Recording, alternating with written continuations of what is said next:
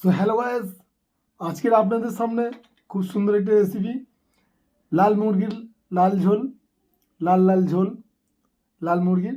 আর এখানে স্যালাড আর লঙ্কা।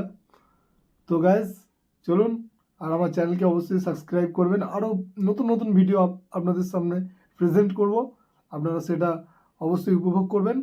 আর চলুন এখন উপভোগ করুন লাল মুরগির লাল ঝোল। চলুন।